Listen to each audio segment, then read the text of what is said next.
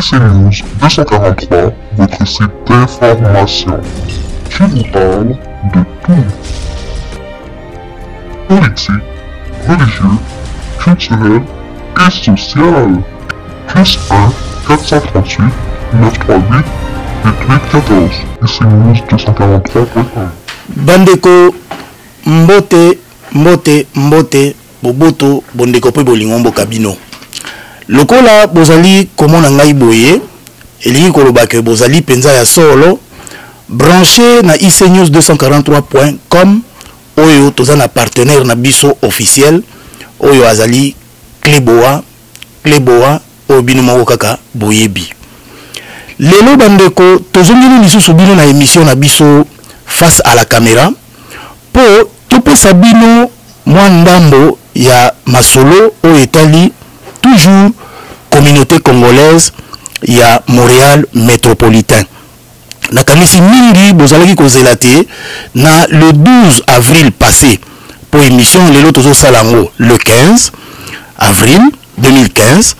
Donc le 12 passé, il a fallu que élection et ça la mapoto pona bakonzi ya sika ya communauté congolaise ya Montréal métropolitain mais et ça la magité.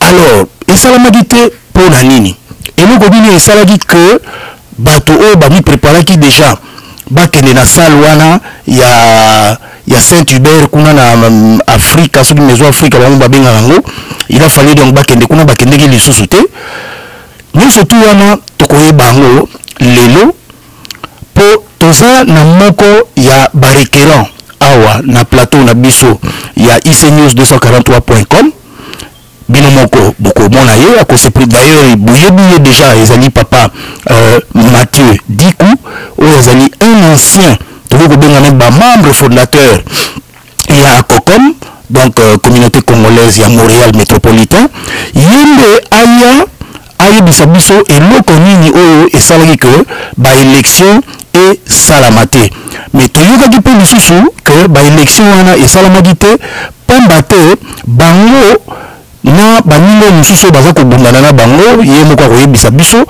bakendeki lisusu na cour po likambo yango oyo ya mungu eza koleka na kati ya COCOM ekoma déjà na tribunal na cour kuna na district ya Longueuil. Alors nakobona introduction na molai te parce que oyo penda aye na liboke oyo akoki kopesa biso eloko nini ezali na kati azali na ngai awa papa Mathieu Dikou papa mbote mbote papa elonga. Alors ndenge oyoki yo moko na introduction na ngai ndenge na lobaki wana le 9 avril passé il a fallu que ba protagoniste oyo bazali na makambo ya mingi ezali na kati ya communauté congolaise de Montréal na comité etc. Est-ce que oyo bisa biso tango bokomi na cour kuna le 9 avril na moi résumé eloko nini penza elekanaki kuna pona bandeko oyo baza kotala biso oyo pe baza komituna na makambo ya COCOM oyo bisa bango eloko nini penza elekaki kuna en résumé.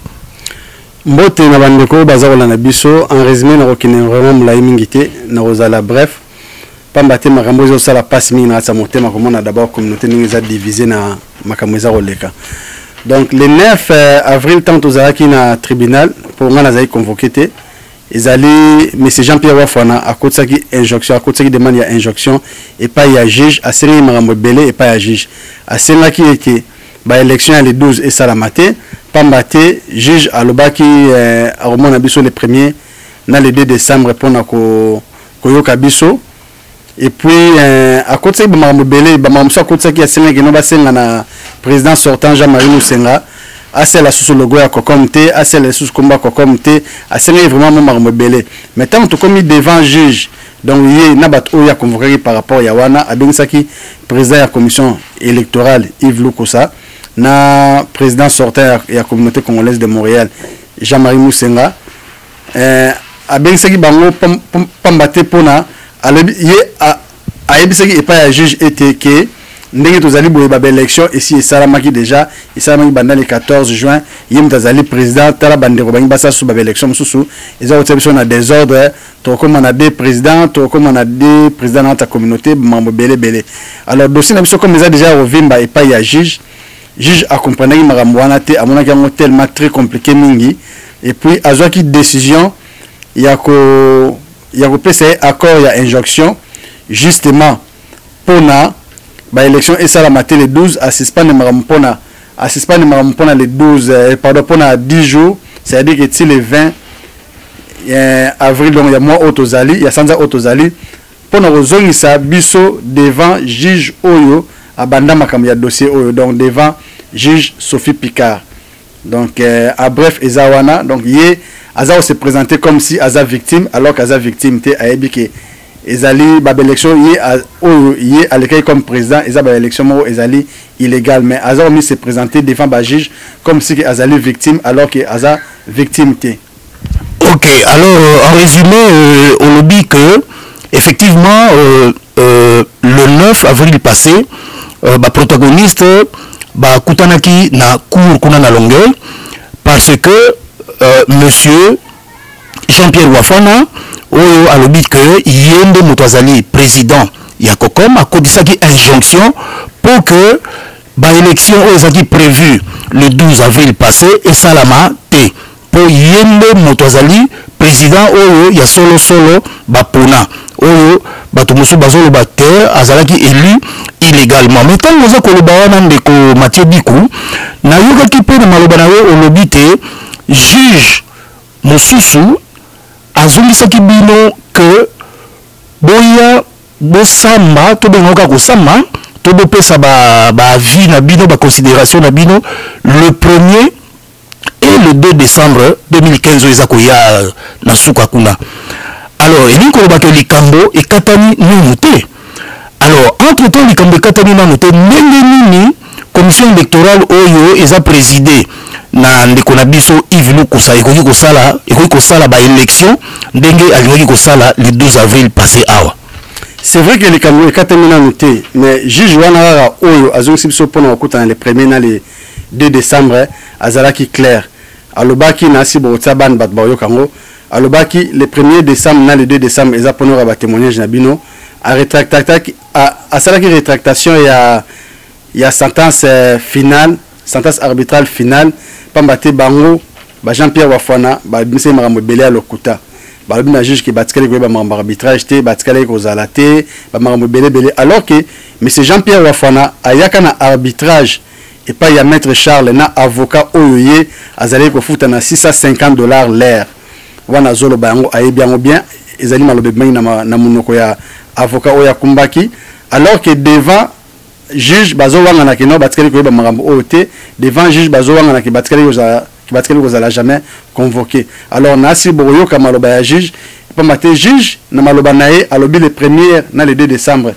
na homologué décision il y a sentence arbitrale finale ou na homologué en côté de toutes les façons ça vous amène nulle part pambaté ils ont besoin que sabino soso na case du départ donc ce qui veut dire que ils ont besoin na date il y a le 11 juin pambaté juge azwe ba d'abord ba élection le 14 juin est illégal il y a le 14 juin 2014 abi ekozong sabiso na case du départ c'est à dire que ils ont besoin na date il y a le 11 juin 2014 alors na date le 11 juin 2014 bino mo bomituna nani skom dazali président na la communauté na date le 11 juin 2014 bon juge alobi na homologué décision na tona homologué en côté ezokumba bino nulle part ezozong sebno na case du départ de toutes les façons boza obligé bozong la élection donc faut bandela ba élection pareil pas mbaté ba élection le 14 juin 2014 eza illégal na rosenga na bino bolamba maloba ya juge botse yango bato bango bayoka comme ça ba juger merci.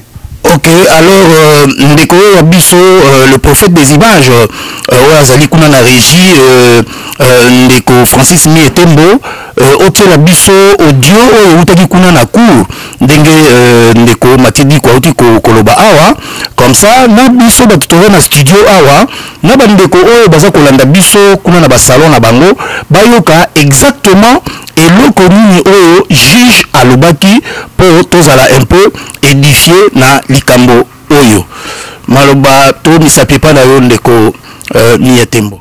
Qu'est-ce que vous allez obtenir? On va avoir la date ou bien la sentence arbitrale sera homologuée ou elle ne le sera pas. Mais si elle ne l'est pas, vous êtes à la case départ. Il faut qu'il y en ait des nouvelles élections. Vous allez faire quoi? Puis même si elle est homologuée, ça en prend des nouvelles élections. Donc, Donc, c'est pour ça qu'on va faire les deux choses aujourd'hui. On va fixer une date en regardant le projet de déclaration commune, puis en finissant de le compléter. Et en même temps, moi, j'ai d'autres dossiers aujourd'hui, mais entre les dossiers, je peux vous voir, il n'y a rien qui vous empêche de discuter hors ma présence là aussi et de voir qu'est-ce que vous proposez pour résoudre le tout.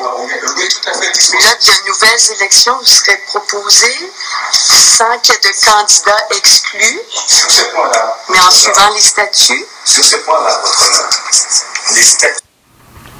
Alors bandeko bino moko bouti koyoka ndenge nini elekaki kuna epai ya juge na niveau biso tozali awa tokoki kosala commentaire na makambo oyo ya juge te po likambo yango bakati yango nanu te tongai kaka na biso awa na bino toyoka eloko nini juge alobaki mokolo wana concernant likambo oyo mais nazongeli papa Mathieu Diku nayoki elobaki makambo ya sentence finale wana penza elobaka nini elingi koloba nini sentence finale wana bokuse sentence finale ekondanaki bato oyo bazalaki na tort par rapport ya makambo ya arbitrage ndenge ebandaki ntina ndenge yaki osile na suka sentence finale ekondanaki epesaki bato mosusu comment dirais-je punition ya kofuta mbongo na ba en tout cas na ba dommage d'intérêt pour na bato basistaki nango sentence finale et condamnaki ba élection le 14 juin et tiaki yango ezali ba élection moko ezali illégal et puis esengaki na assemblée générale ou na communauté congolaise et ça ba élection mususu et sentence finale esengaki et pesaki bato mususu punition ya ko poser sous candidature te na rati ya communauté pour 2 ans donc nazasir parmi ba décision ou sentence finale et bimisaki na suka toza au moins déjà moko juge aza ko accorder yango que ba élection le 14 juin eza illégal donc en tout cas sentence finale et salamaki na motema moko ya ouverture pour na kosangisa biso nyonso tout poto vanda tokumba ko comme liboso okay, donc ezali sentence yango nde bako homologuer le 1er et le 2 décembre. Donc, le juge a décidé de homologuer par rapport à témoignage de Nabiso. Malgré ça, c'est vrai que Bazari signifiait mais donc, vous pouvez nous surtout devant le juge le 1er dans le 2 décembre. Ok. Alors, il y a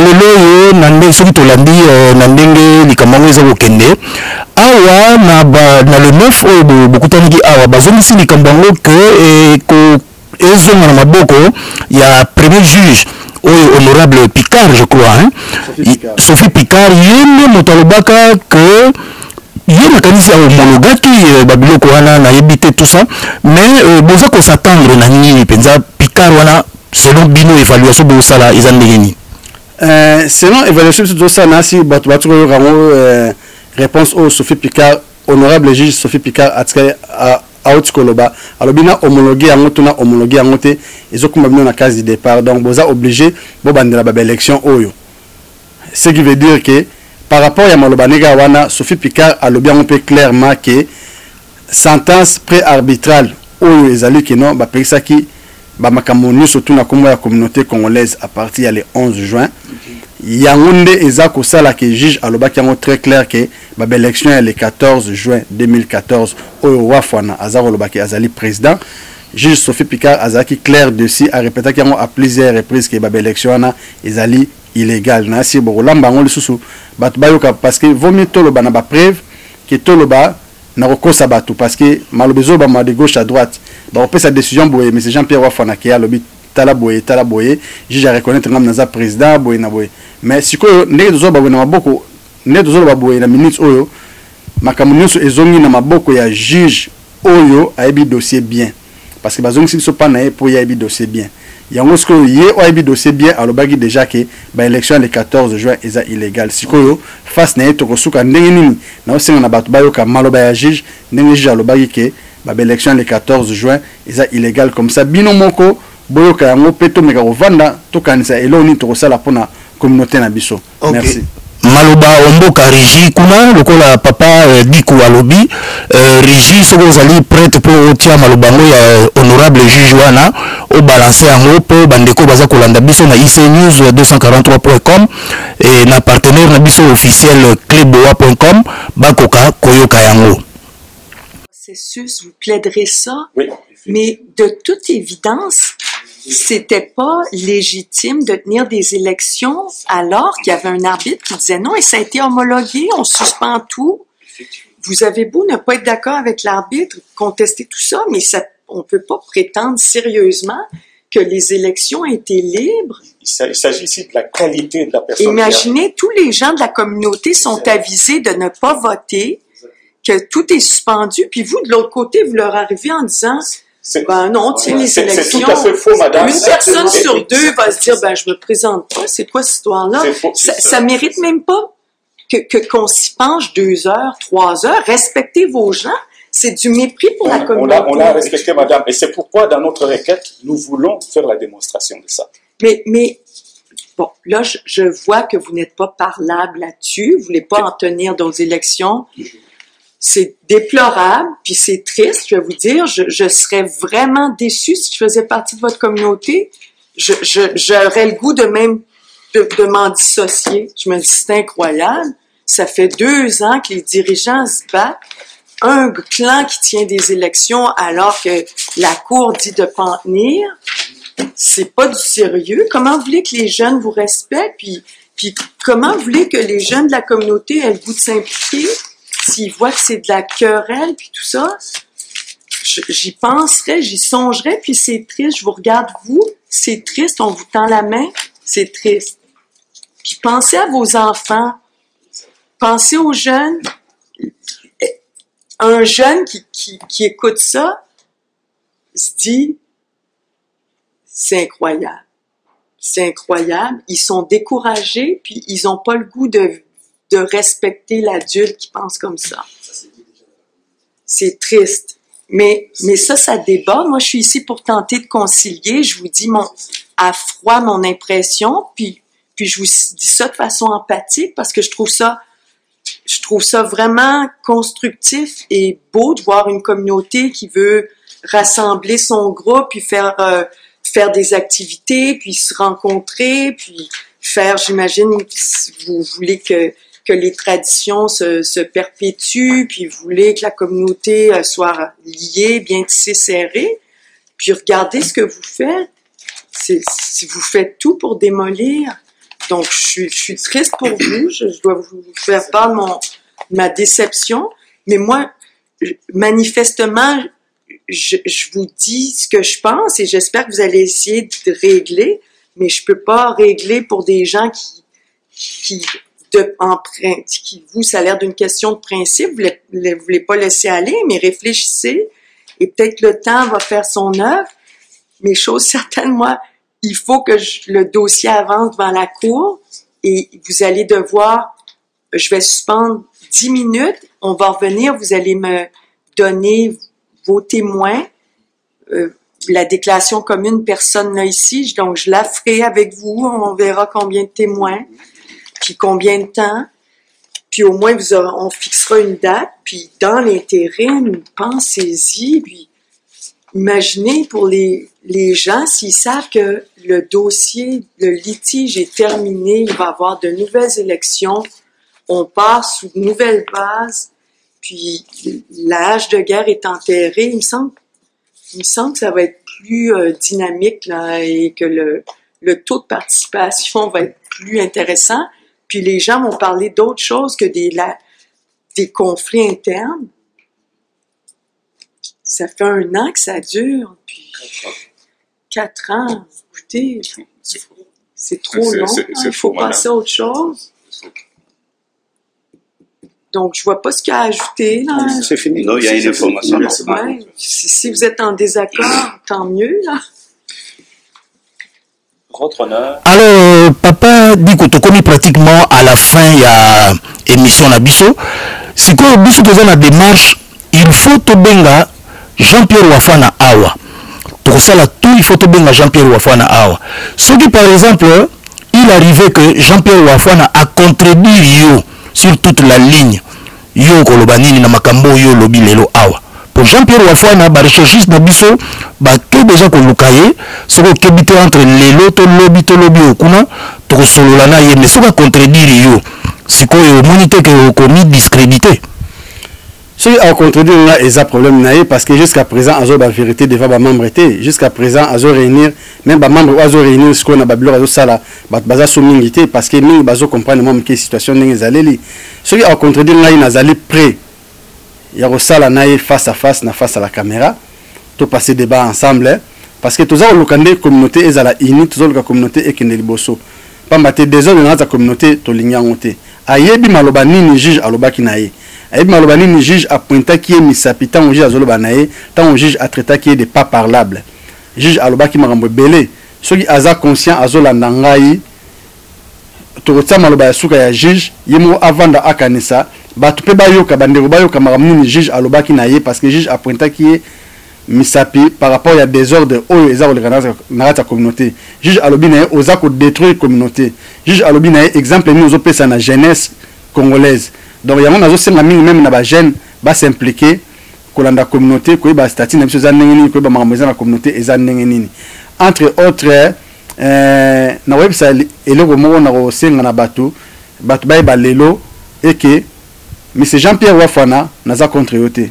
Monsieur Jean-Pierre Wafana n'a pas pour yoté ni de l'autre côté et pas il y a monsieur Jean-Marie Moussa le président sortant de la communauté mais toujours le cas paix et dans la communauté toujours le cas unité et dans la communauté Moussala au boza ko la sikoyo et a bénévolat boza na bosalara donc le côté qui a pouvoir dans la communauté et a été que et retoucher ba compte na minoto et retoucher messa na bino na o senga na bino bon mais kako raisonner toujours le cas ozong sa communauté na rai il faut pouvoir na makasi parce que surtout na pointer mingi musapi na monsieur Jean-Marie Moussenga aussi au sala bien que bazo ko akizeo que mandé c'est cela qui boina mandé c'est là qui me osa yo monter na ba Jean-Pierre Wafana bazana 4 mandé c'est cela qui me mandat na la communauté ils a 2 ans mais ils a limité donc aux en droit au pesa sous candidature et monsieur Jean-Marie et monsieur Jean-Pierre Wafana pe mandat na OPC c'est là déjà comme vice-président donc boza mulongo nzela moko mais sauf que ba désordre de autres za nango sikoyo bino mi balé boza impliqué na kati na osinga na bino bo retirer ba candidature na bino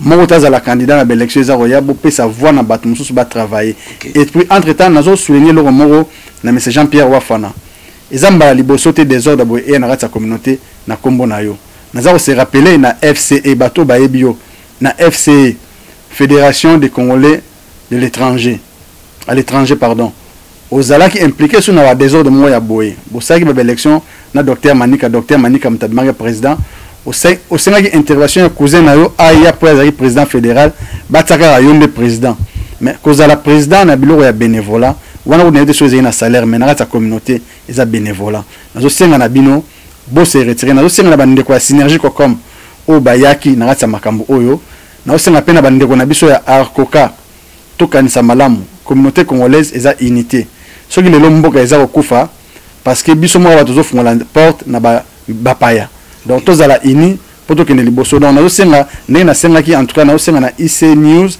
batia maloba oyo juge alobaki na ndeko Jean-Pierre Wafana ayoka bandeko bayoka comme ça bango ba juger. OK alors bandeko nakanisi boyoki bino moko ndenge ndeko na biso invité na biso Mathieu Bikou ayebisi biso awa ezali biso bato to conclure te ezali pe bino bato bo conclure te émission to sala ki kaka to sali yango kaka po information et panzana na kati ya communauté to yeba qu'est-ce que c'est nini za ko sala que nzila za ko fungwa mate bouchon ezali wapi alors ko la boyoki likambo yango ezali toujours na maboko ya Zuzi tozela bakendeki le 9 Zuzi alobi na pesi bozenga après 10 jours.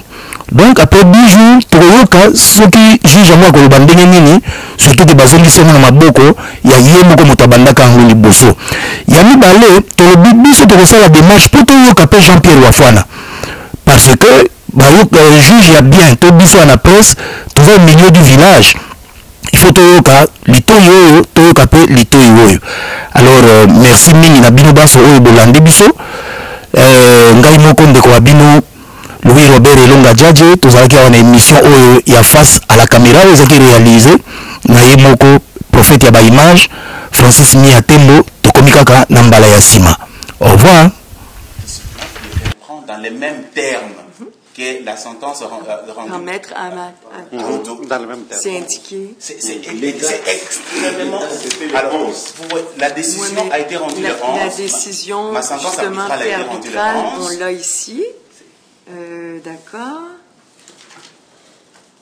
La sentence arbitrale, Madame la juge, a été rendue le 11. D'accord. Donc, là. La sentence préarbitrale rendue le 11 juin 2014 par M. Charles Aoto. Et là, on demande d'ordonner l'homologation de cette sentence préarbitrale-là qui est datée du 11 juin. La Cour n'a pas amendé, elle a ordonné que la sentence soit respectée. C'est daté du 23 juin 2014. Et ça dit, attendez monsieur, ça dit, requête bonbon, le tribunal accorde, donc requête verbale d'amender la requête pour demander à la Cour d'émettre des mesures provisionnelles dans les mêmes termes que l'ordonnance émise par Maître Aoto. Requête accueillie. Vu le consentement de M. Muzenga pour intimider la communauté congolaise de Montréal, la Cour, comme mesure provisionnelle, dans le cadre de l'arbitrage entre les parties, suspend toutes les activités de la communauté congolaise, élections, réunions, etc. Donc, suspend. Ordonne que cette sentence soit respectée par tous les organes, comités et commissions, ainsi que par tout membre de la communauté congolaise de Montréal, sans exception. Et la présente sentence lie la communauté congolaise de Montréal, tous les membres et tous ses organes, jusqu'à la sentence finale de l'arbitrage. Alors, c'était clair. À compter du 11 juin 2014, on est en 2014, jusqu'à la fin de la sentence arbitrale, il ne pouvait pas avoir d'élection légalement tenue. Oui, madame, mais ce que je voudrais faire ressortir en cela, c'est ceci. Lorsqu'on prend une sentence arbitrale et qu'on saisit la Cour pour l'amender ou l'homologuer, c'est pour rendre cette sentence-là exécutoire. Et cette sentence est devenue exécutoire après les élections. Après les élections. Vous parlez de quelles élections? Du 14 juin. La sentence a été prise par l'arbitre le 11. Elle a été homologuée le 23. Entre-temps, les 14, elle a été homologuée le 23, c'est-à-dire elle a été rendue exécutoire le 23. Entre-temps, les 14, les élections se sont tenues. Tout le monde savait qu'il n'y a pas d'élection. Entre-temps, les élections se sont tenues. Ce qui a été rendu exécutoire, c'est la décision de l'arbitre de suspendre à compter du 11 juin les élections. C'était ça la décision de l'arbitre. À compter du 11, il suspendait tout. Alors, plus tard, la Cour est venue rendre exécutoire cette ordonnance-là de l'arbitre. Et l'ordonnance de l'arbitre, c'était « Je suspends à compter du 11 toute démarche. » Et vous, à partir... Je vais prendre une pause parce que je trouve ça intimidant, votre façon de vous exprimer. Et c'est pas la façon naturelle. Je veux juste vous ramener à l'ordre. Ça prend une façon de s'exprimer qui soit calme. On est dans un système où chacun a le droit de parole, mais de façon calme. Est-ce que vous me permettez, avant de prendre une pause, s'il vous plaît? Attendez. C'est parce que là, on tourne en rond. On tourne en rond. Je veux juste qu'il y ait quelque chose de précis. De toute évidence, les élections, il n'y a pas d'élections qui ont été tenues de façon légale à ce jour. Non. Il va falloir que vous en teniez, je vous parle, pour que vous régliez votre problème. Il va falloir que vous en teniez.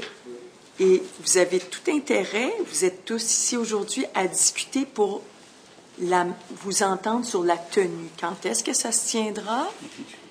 Parce que la date qui avait été prévue par l'arbitre est dépassée. Donc, c'est en octobre. Donc, quand est-ce que ça se tiendra? On va appliquer les statuts. Si vous entendez sur les statuts applicables, tant mieux. Et ça, devrait pas être... IC News 243, votre site d'information qui vous parle de tout.